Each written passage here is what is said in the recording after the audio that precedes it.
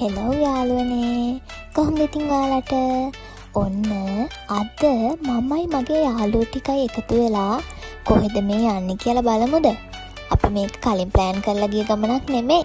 බලමු කොහෙද යන්නේ කියලා. වෙන මොකටද ඉතින්? බඩ පුරව ගන්න මිසක්. ඔන්න අද අපි යන්නේ කැරවන් ෆ්‍රෙෂ් එකට. අපි ගිහිල්ලා බලමුකෝ.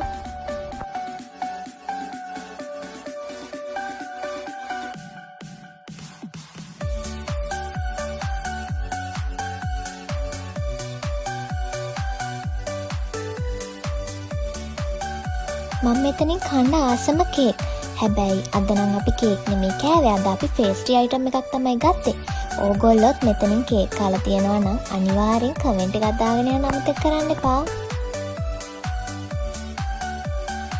අද අපි ගත්තේ චීස් චිකන් බොම්බ් 4කුයි, අයිස් කොෆි 3කුයි, හොට් නෙස්කැෆේ එකක් ගත්තා. අපිත් එක්ක සෙමනේරිස් කෙනෙක් ඉන්නවනේ. එයාට ඉතින් අයිස් කොෆි බොන්න හොඳ නැහැ.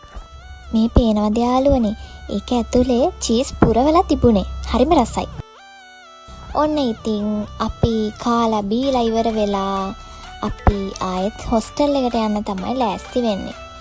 ඉතින් අපි නෙළුම් පොකඩ ළඟට ගිහිල්ලා එතනින් තමයි බස් එකේ නැග්ගේ. අද අපේ vlog එකත් එක්ක එකතු වුණු ඔයගොල්ලෝ හැමෝටම ගොඩක් ආදරෙයි. Goodbye.